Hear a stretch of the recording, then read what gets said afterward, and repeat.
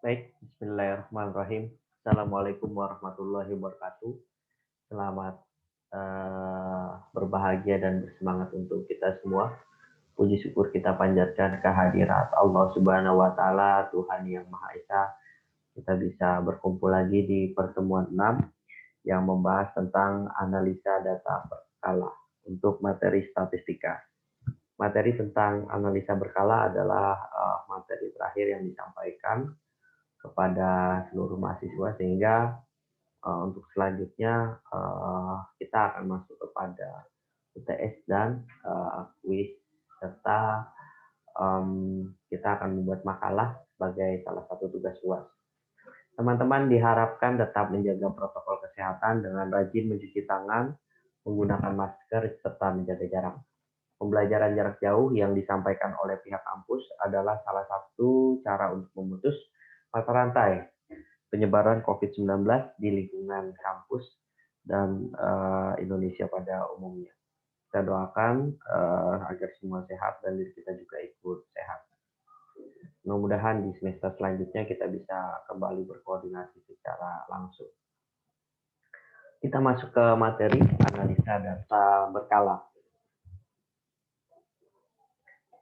Analisa data berkala sendiri adalah satu jenis data yang disampaikan dalam beberapa periode yang gunanya untuk memonitor pergerakan data baik sebelum maupun sesudahnya. Biasanya digunakan untuk perusahaan-perusahaan bisa manufacturing, penjualan, atau produksi. Pengertian analisa data berkala adalah data yang dikumpulkan dari waktu ke waktu, menggambarkan perkembangan untuk mereview tahun selanjutnya, kegiatan produksi, harga, hasil penjualan, jumlah penduduk, kecelakaan, jumlah kejahatan. Dia terdiri dari apa? Serangkaian nilai-nilai variabel yang disusun berdasarkan waktu. Misalnya terhadap tahun pertama, kedua, ketiga, keempat, kelima, atau terhadap bulan Januari, Februari, Maret, April, Mei, Juni, sampai Desember, atau di bulan yang sama tahun yang berbeda. Januari bulan ini dengan tahun bulan yang sebelumnya. Kemudian serangkaian data terdiri dari variabel YI. YI berarti I ada beberapa tahun nih, ada beberapa data yang merupakan serangkaian hasil observasi dari variabel XI atau yang variabel waktu bergerak secara seragam. XI berapa misalnya tahun 1, 2, 3, 4, 5 dan seterusnya. Jadi ada beberapa periode tahun. Dari waktu yang lampau sampai waktu yang mendatang. Jadi ada dari tahun berapa misalnya 91, 92, 93, 2001, 2002, 2003 dan selanjutnya. Kemudian ada komponen data berkala. Ada jenis 4 komponen data berkala, yaitu tren sekuler, yaitu jangka panjang, lamban, seolah ombak, cenderung maju satu arah, naik atau menurun. Ini biasanya apa? Posyandu ya, penduduk itu kan pergerakan. Ya penduduk akan habis ya genom gitu kan. Atau karena pandemi ya, baru turun. Saya biasanya terus bertumbuh sekuler, jangka panjang. Lalu ada musim, tren bersifat musiman. Ya, musim apa? Musim hujan, banjir gitu kan, penjualan payung atau ponco gitu kan, jas hujan. Atau lebaran gitu kan, atau lebaran, Natal, tahun baru dan perayaan. Kemudian ada variasi silky, yaitu ayunan tren yang berjangka lebih panjang, lebih tidak teratur ya sifatnya seperti startup ya kalau saya lihat. Jangka lebih panjang, tapi nggak teratur dan perkembangan. Atau random residu tidak teratur apa pialang gitu kan. Kondisi major apa seperti penggantian presiden, penggantian kebijakan, partai dan sebagainya.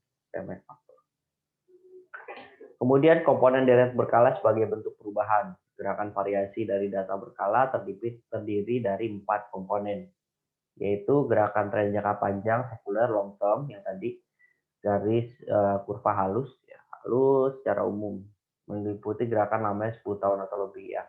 Dan sekarang ya kita juga harus adaptif ya terhadap segala perubahan juga pandemi ini juga jadi salah satu faktor yang jadi 10 tahun ini bisa lebih pendek gitu. Tapi ya kalau pada umumnya ya untuk sensus penduduk bisa tentang 10 tahun lah enaknya, gapnya lihatnya enak.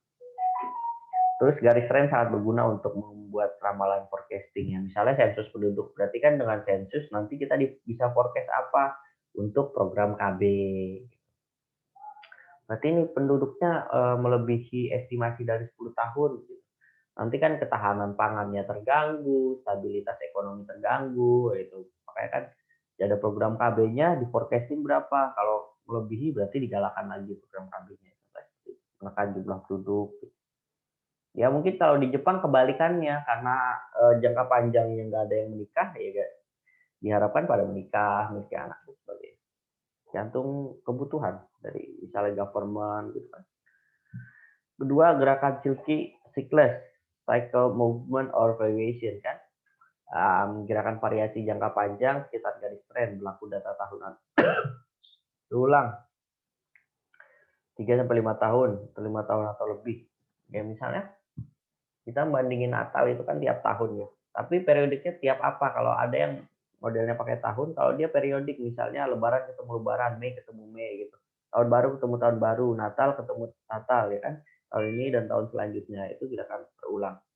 Nah, trennya itu tapi di gap misalnya kalau kayak banjir kan 5 tahunan. Data selanjutnya 5 tahunan lagi. Jangan nanti gap 5 tahun banjir ditambah dengan data setahun ya. Jadi nggak siklus.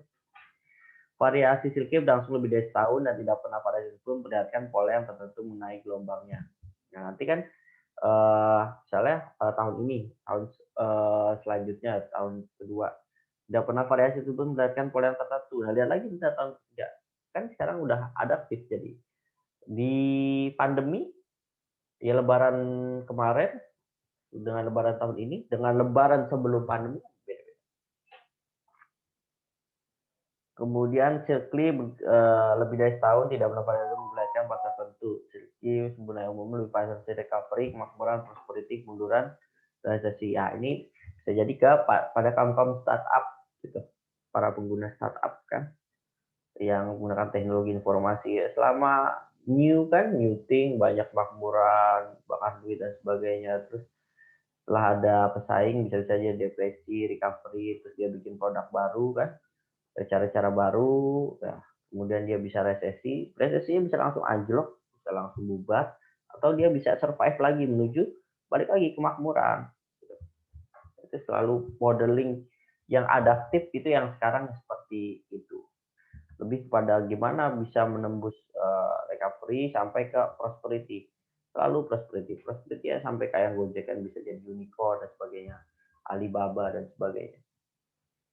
Ya, mereka juga selain menggunakan algoritma dalam bisnisnya juga menggunakan statistik. Jadi mereka bisa cepat mengukur gitu apa yang menjadi kebijakan perusahaan selanjutnya dan jadi target.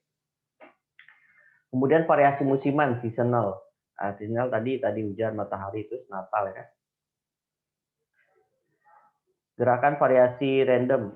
Random ini karena major ya. Ada random itu disebabkan oleh kebetulan dan faktor berbeda, waktu singkat, diikuti pola teratur, tidak dapat diperkirakan. Ya sebenarnya bisa memposisikan diri untuk agar bisa diperkirakan. Cuman hal-hal yang terjadi karena major itu kan agak sulit karena peperangan, banjir, gempa bumi, perubahan politik. Yang kemarin kita banyak di negara-negara lain itu karena pandemi langsung runtuh kan, bisnisnya runtuh. Tapi bisnis yang survive apa? Distribusi. Karena memang bisnis distribusi itu yang paling akhir hancurnya. Ya zaman peperangan pun kan distribusi makanan tetap di setiap wilayahnya. Siapa yang membisniskan ya who knows. Tapi kalau yang terjadi sifatnya major, ya nanti kan kayak bursa saham cepat anjlok. Gitu. Harga sahamnya murah, padahal baru beli mahal gitu dengan proyeksi dan sebagainya. Beda antara variasi random dengan 3 variasi sebelumnya tetap pada sistematik fluktuasi. Ya, fluktuasinya susah ditebak. Jadi di up kayak startup kan atau hancur. Kayak misalnya kayak Nokia yang IPO gitu, Net TV kan, pernah dengar Net TV dan lain-lain. Pengertian tren. Nah, tren ialah gerakan dalam deret berkala yang berjangka panjang, lamban dan cenderung menuju satu arah, arah menaik atau menurunnya mengikuti gerakan yang lamanya 10 tahun atau lebih. Ya, tren yang sering digunakan ya. Jadi dia survive gitu kan. Survive pada periode tertentu ya, kalaupun ada kesenjangan ya pun 10 tahun terakhir nanti dia bangkit lagi. Kayak apa ya? Celana Cut Bray kali ya, celana Cut Bray ngetren gitu. Tiba-tiba hilang jadi Bray Cut. Ntar balik lagi Cut Bray gitu kan. Dan terus tren yang digunakan dalam melakukan peramalan forecasting, metode yang biasa dipakai adalah lain metode semi average atau metode least square. Ya, jadi untuk menghitung rata-ratanya. Jadi bisa jadi semi average itu ini kan ngeramal. Dulu itu kita modalnya berapa sih? Misalnya nggak teraudit atau berapa. Tapi dengan semi average kira-kira dulu itu atau sebaliknya semi average itu berapa sih saya mau ngambil level aman ya. Kalau di deposito mungkin ngambilnya 50-50. Jadi 50 deposito, 50 saham gitu ya. Jadi tidak berlebihan nanti hasilnya. Cukup sampai kepada lini teraman yang baik untuk diambil perusahaan. Lalu metode Lespen juga sama memprediksi dari rata-rata average-nya gitu. Kira-kira biar aman ya ini berapa. Kadang kan kita proyeksi rata-rata kemarin itu kita naik 10%, berarti kita harus naik 10% juga. Ya, belum tentu seperti itu. Kalau semi average tahun kemarin itu naiknya 10%, tapi 2 tahun yang lalu berapa? 3 tahun yang lalu berapa? 4 tahun lalu berapa? Jadi baru dikeluarkan untuk tahun yang sekarang. Jadi nggak berlebihan proyeksi. Nggak cuma kita bagi rata 10%, tahun depan 10%, nggak cuma sampai sebatas itu. Kemudian di metode semi average juga prosedur pencairan net trend diantaranya dia membagi ya 2 kelompok dengan jumlah tahun dengan jumlah deret data berkala yang sama. Misalnya tadi 2000 2010 ya, tahun 2000 sampai 2010. Berarti 2001 2 sampai 2005, kemudian berkalanya 2006 2007 sampai 2010. 2 sama 55 tahun 5 tahun. Lalu hitung semi total tiap kelompok dengan menjumlahkan nilai deret berkala tiap kelompok ya. Nanti deretnya kita hitung. Ini berapa totalnya yang deret 2001 2005, 2006 sampai 2010 berapa kalau di total. Baru dibagi rata-rata, berarti dibagi 5. Adalah rata-rata hitung tiap kelompok. Nah, dibagi 5 berapa? Sisi A, sisi B berapa? 2010 berapa sisi B?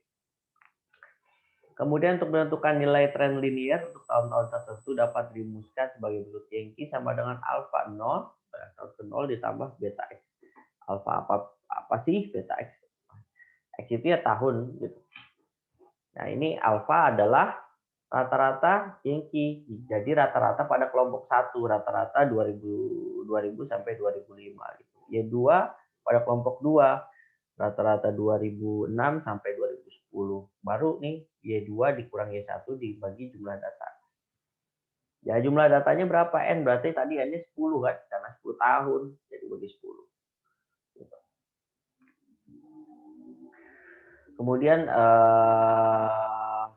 pengertiannya lagi untuk Y adalah time series, taksiran nilai tren, alpha not pada tahun dasar, B rata-rata pertumbuhan nilai tren tiap tahun, X variabel, N jumlah data. Ini contoh kasusnya. Ini 91 sampai 98. Nah, kalau dibagi enak nih kan 91 sampai 8. Kelompok 1 91 94, kelompok 2 95 98. Nah, tinggal ngitung semi totalnya berapa, rata-ratanya berapa, tren awal tahunnya berapa. Tren awal tahun bisa mulai dari sini. 90 bisa diukur, bisa. 99 bisa diukur, bisa. Kemudian ada kasus jumlah data genap dan komponen ganjil. Nah, apa sih Pak genap kelompok ganjil? Nah, dia kalau tadi kan yang di sini 4. Datanya ada 8 dibagi 4. Kalau ini enggak. 91 sampai 2000. Berarti ada 1, 2, 3, 4, 5, 6, 7, 8, 9, 10. Datanya berarti genap karena datanya ada 10. Tapi kelompoknya ganjil. Kenapa? Karena dibagi 5. 1, 2, 3, 4, 5. 1, 2, 3, 4, 5. Nah, bisa dibagi dia. Bagi 2. Cuman ganjil. Untuk case data ganjil, berarti jumlah deret berkala dikelompokkan menjadi 2 bagian. Tadi sudah dikelompokkan jadi 2 bagian dan memasukkan periode tahun serta nilai deret berkala tertengah dalam tiap kelompok. Berarti misalnya dia ganjil, berarti nilai betanya Y2 dikurangi 1. Ini rata-rata ya, rata-rata. Berarti sudah dirata-ratakan dulu, rata-rata Y2 dikurang rata-rata Y1 dibagi N-1. Berarti dihilangin nih salah satu tahun. Atau B, jumlah deret dalam skala dikelompokkan jadi 2 bagian sama dengan cara menghilangkan periode tahun serta nilai deret berkala tengah. Berarti kalau dia rata-rata Y2 dikurang Y1 dibagi N plus 1. Berarti 11. Gitu. Kalau ini mas 9, ini mas 11. Ini contohnya nih. Misalnya 92, 93, 94, 95. Nah kan ini 3, atasnya 4. Antara berarti yang kita ambil misalnya 92 sampai 95. Nanti hitung lagi di sini 95, 96, 97, 98. Jadi ada 4 sama 4. Tapi jadi 2, Pak. Iya. Atau hilang ininya. 92, 93, 94, 96, 97, 98. Lalu metode moving average. Moving average rata-rata bergerak sederhana yang sering digunakan untuk meratakan deret berkala. Gelombang adalah metode rata-rata gerak. Metode ini dibedakan atas dasar jumlah tahun yang digunakan mencari rata-ratanya. Jika 3 tahun sebagai dasar pencarian rata-rata bergerak, teknik tersebut dinamakan rata-rata bergerak 3 tahun. Jadi kita ngitungnya per 3-3. Dari mulai ke berapa? Tahun ke-3. Karena ngambilnya 3 tahun. Tahun ke-1 nggak bisa kita prediksi. Tahun ke-2 nggak bisa. Dia mulai tahun ke-3 kita bisa prediksi. Lanjutnya sampai ke bawah. Nah, data yang paling bawah bisa nggak? Bisa. Sampai 2 yang terakhir kita bisa hitung. Tapi yang selanjutnya ke bawah lagi ya nggak bisa. Dia harus 3. Prosedur menghitung rata-rata bergerak selama 3 tahun sebagai berikut. Jumlahkan data 3 tahun berturut-turut, hasilnya disilakan di tengah-tengah tahun tersebut. Nah, jadi 3 tengahnya berapa? 3 tengahnya berapa? 3 tengahnya berapa? Bagilah banyaknya tahun tersebut untuk mencari rata-rata nilai hitung ya. Berarti dibagi 3 kan, sepertiganya berapa dari total. Jumlahkan data berikutnya selama 3 tahun berturut-turut dengan meninggalkan tahun yang pertama. Tinggal nggak ada. Hasilnya diletakkan di tengah tahun tersebut dan bagilah banyaknya tahun tersebut dan seterusnya sampai selesai. Pokoknya selama masih 3 dibagi 3, taruh di tengahnya. 3 taruh tengah, 3 taruh. Sampai nggak ada lagi. Kalau cuma 2 ya udah berarti nggak bisa. Karena harus 3. Kemudian ada rata-rata bergerak tertimbang. Umumnya timbangan yang digunakan bagi rata bergerak ialah koefisien binom. Di antara bergerak per 3 tahun harus diberi koefisien 121 sebagai timbangannya. Ya, nanti 1 kali 2 kali 1 kali 2 kali 1 ya. Jadi kecil tambah bagi, kecil tambah bagi, kecil tambah bagi. Lalu kayak gitu. 21. Menghitung rata-rata bergerak per 3 tahun. Jumlahkan data tersebut 3 tahun berturut-turut. Bagilah seluruh tersebut dengan pembagi 1 plus 2 plus 1. Hasilnya data di tengah-tengah tahun tersebut dan seterusnya. Itu 21. Jadi kecil tambah biar sama. Ini 3 tahun kan, nanti berapa nih? Mulai dari sini berapa? Ini 1, 2, 3. Berarti bisa di sini. 1, 2, 3 bisa di sini. 1, 2, 3 bisa di sini. 1, 2, 3 bisa di sini. Bawahnya udah nggak bisa. Bergerak tertimbang di sini sama 1, 2, 1, 2, 1, 2.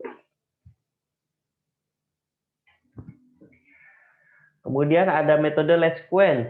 Paling sering digunakan untuk meramalkan Yankee karena perhitungannya lebih teliti. Ya, sebenarnya banyak cara-cara perhitungan. Pakai Goldstick lah, pakai apa sih metode yang sampai 100% ya. Gimana caranya mencapai 100%? Persamaan garis tren yang akan dicari adalah Y adalah alpha 0 plus beta X. Alpha adalah jumlah Y dibagi jumlah data. Beta adalah jumlah YX berarti gabungan. dibagi EX kuadrat. Dengan dia adalah data berkala time series-nya yang dicari, nih kan? Dicari. Ini primerinya nih, tahun dasar 0. Beta rata-rata pertumbuhan jam tahun dan X variabel waktu. Ya, variabel waktu 1, 2, 3, 4, 5, 6, 7. Bulan berarti sampai 12, tahun sampai sesuai datanya. Kemudian untuk melakukan perhitungan, maka diperlukan nilai tertentu pada variabel X, sehingga jumlah variabel waktu adalah 0 atau sigma X sama dengan 0. Nah, ini perhitungan variabel tertentu sebagai yang di tengah, berarti kan bisa jadi 95-nya tadi atau 94-nya. Untuk ganjil maka 2K plus 1, XK plus 1 sama dengan 0. Ganjil berarti yang ambil yang tengah. Dua waktu diberi satu dan satuan, di atas 0 diberi tanda negatif. Nah, berarti negatif apa? Tahun sebelumnya. 94, ngukur 93, ngukur 92, ngukur 91. Ya, jadi kan kita bisa lihat, misalnya sudah ada data nih tahun 93, penjualan sekian. Jadi kita ukur, kalau tahun sebelumnya, sebenarnya kamu achieve target atau enggak sih? Sesuai atau tidak sih? Dan jadi ada untuk moving kan, untuk selanjutnya ada untuk before. Di bawahnya diberi tanda positif. Positif berarti selanjutnya 96, 97, 98. Genap sama kan, N-nya 2K. X-nya setengahnya tinggal dibagi, karena kan tinggal dibagi. K, total K, nilai konstan tahun konstannya kan, K plus 1 sama dengan 0. Di tengahnya berarti kan tinggal misalnya 9 tadi sampai 9 2000 ya. Ya berarti tinggal tengahnya. Waktu diberi 2 satuan, di atas 0 diberi negatif sama ngukur sebelumnya dan di bawahnya positif tahun selanjutnya. Nah, ini untuk karet ada X, XY, ton, kuadratnya berapa. Sudah di sini. Nilai X-nya kan sudah tahu. Kemudian untuk materi ini ya rumus ya dikit-dikit lah gitu kan. Tapi lebih banyak kepada menggunakan data analis. Data analis sebelumnya sudah pernah disampaikan. Kita pilih data analis, moving average, masukin intervalnya. Berapa nih? 3 periode. Masukin output, klik di mana kita mau naruhnya. Masukin chart output. Oke, hasilnya nanti ya kan seperti ini. Ini chart output. Ini chart outputnya seperti ini. Nah, ini ukur 3 mingguan nih. Nah, kan itu kosong. Karena dia ngukur. Dari gitu. Lalu dengan proyeksi tren. Tren berarti kita ke function, gambarnya fx gitu. Kategori kita pilih statistik, masukin forecast. Nah, ini ukur apa? Berarti ini datanya 10 tahun, ukur ke tahun ke-11. Kalau yang diukur 20 tahun berarti ke 21 gitu. Di blok di blok sesuai areanya. X Yankee, bagian Yankee baru bagian X. Kita masukkan juga, klik OK. Nah, kan seperti ini, dia akan meramal sendiri. Kira-kira gini nih kenaikannya. Misalnya kita coba deh. Ini 28,6 ke 31,4 berapa? Selisihnya berarti 8 gitu kan. 8 poin.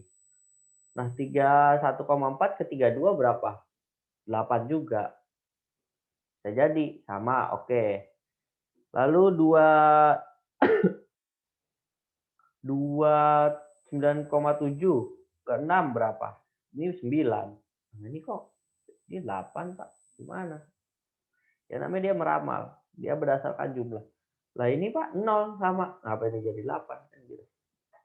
Jadi nggak bisa. Namanya meramal. Nggak bisa kita pukul, bagi, rata gitu. Jadi statistiknya nggak cuma kali, bagi, kurang gitu. Tapi ada proyeksi-proyeksi yang jadi rumusan. Baik, itu untuk slide materi. Jika ada komen atau pertanyaan dapat mengajukan pertanyaan di komen ini atau melalui web e-learning. Silahkan. Dan selanjutnya kita akan masuk ke contoh Excel soal.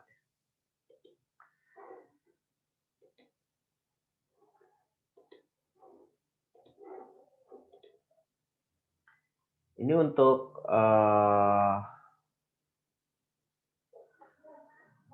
contoh soal Excel-nya. Kita mulai dengan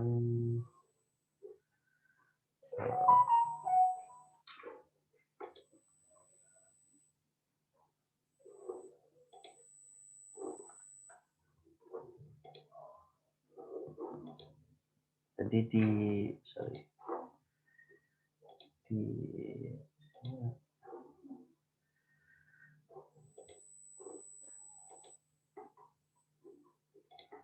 untuk contoh soal yang ini ya.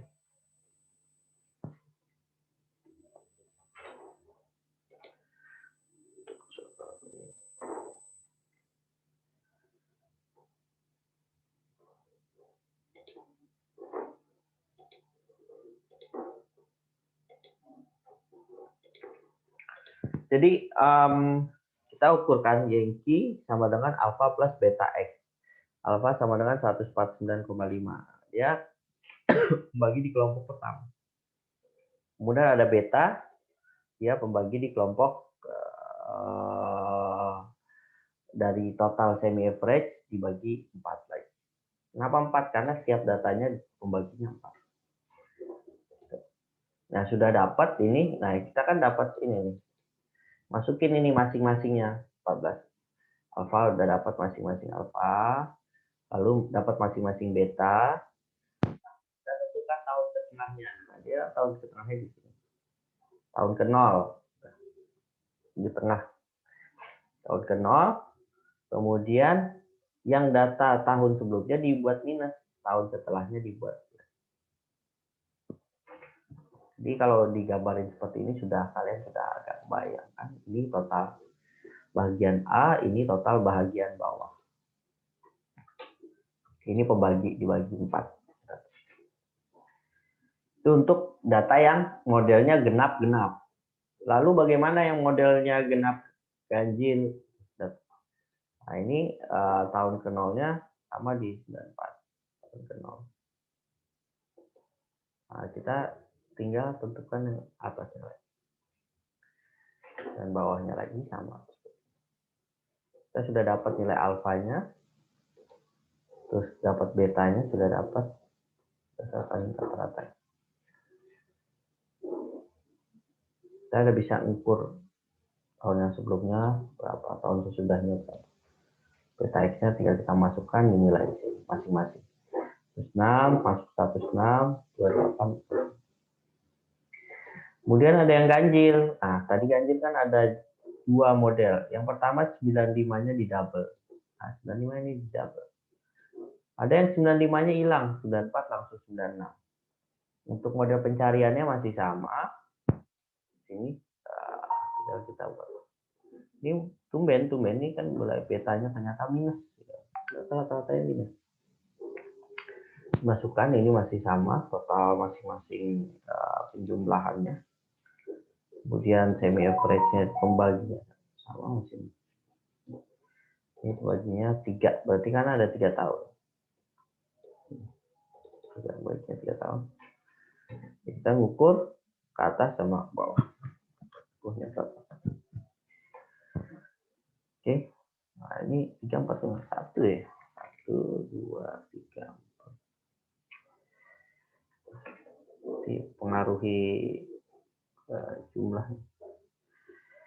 Kemudian ada rata-rata bergerak. Nah, ini kan tadi kita pakai rumus ya. Pakai data, terus data analisis. Data analisis. Kita pakai tadi kita pakai moving average. Range-nya kita masukin di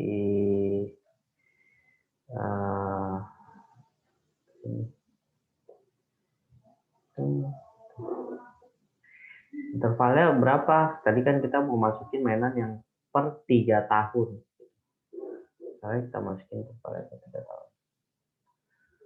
Outputnya mau kita taruh di mana sih? Di sini.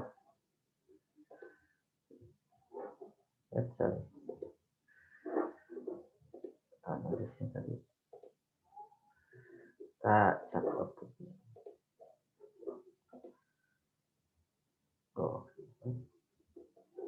Ambil forecastnya. Ini kan nilai semi average ini harus sama dengan nilai ini.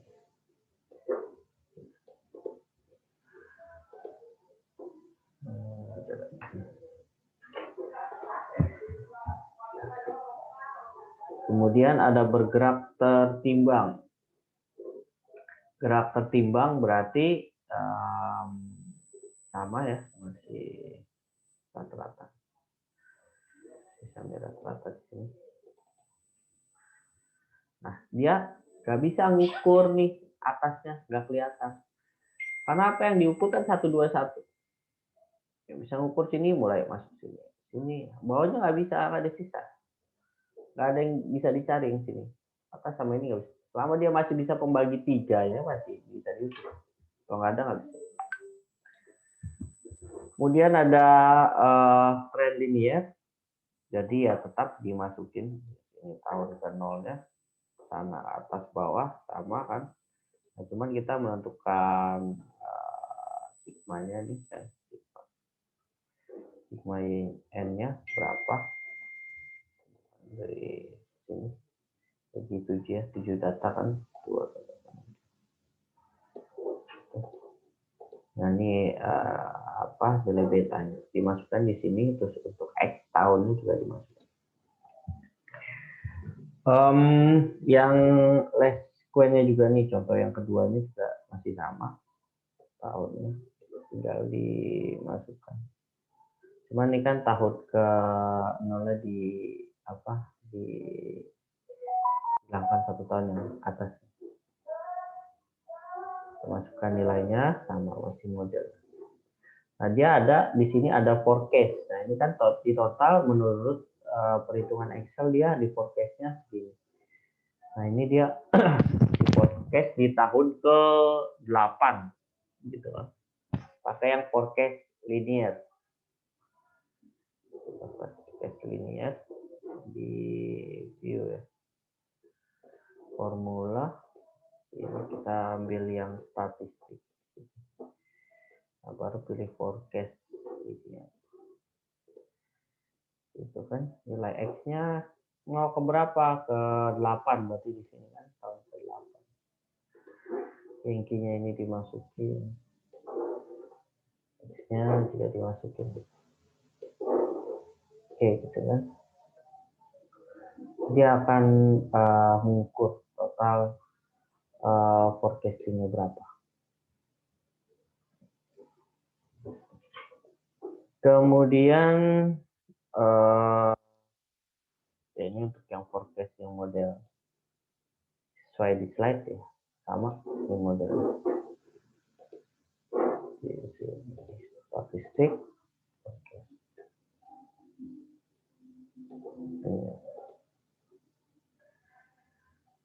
Oke, tahun ke berapa? Ke-11.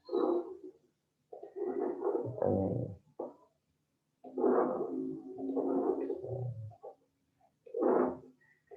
Gitu. Terus moving ya sama tadi, moving average kan. Tidak dicontohin moving average.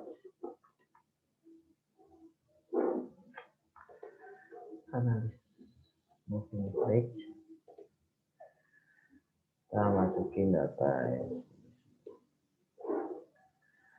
Misalnya tadi 3 kan. Tetap 3. Outputnya kita taruh di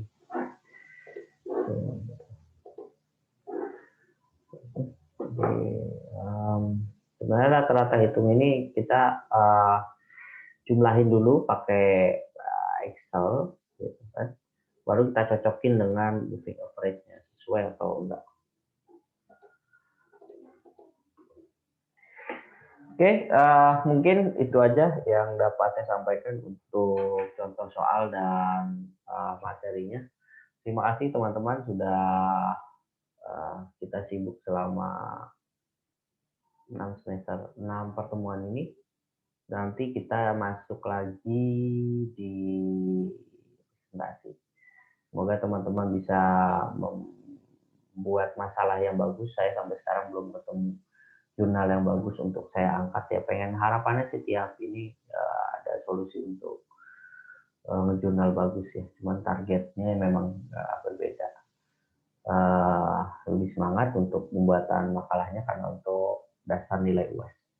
Mungkin itu aja yang dapat saya sampaikan. Lebih kurangnya mohon maaf. Sampai ketemu lagi. Wassalamualaikum warahmatullahi wabarakatuh. Dadah. Terima kasih.